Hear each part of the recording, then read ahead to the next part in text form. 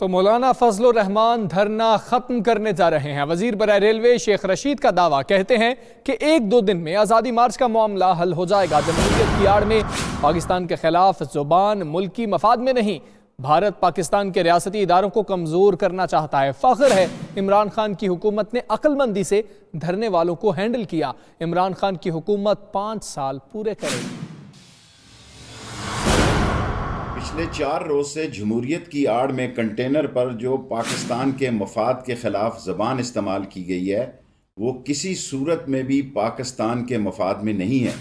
ہندوستان یہی چاہتا ہے کہ پاکستان کے عسکری اداروں پر تنقید ہو، پاکستان کے ریاستی ادارے کمزور ہوں اور کشمیر کا مسئلہ پس پشت پر چلا جائے۔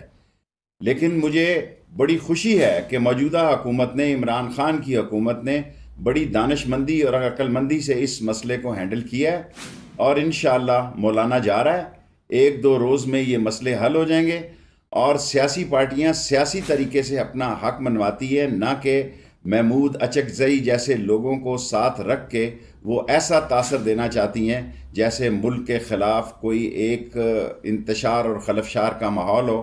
انشاءاللہ مولانا جا رہا ہے اور اسلام آباد پرسکون ہوگا اور حکومت اپنے 5 سال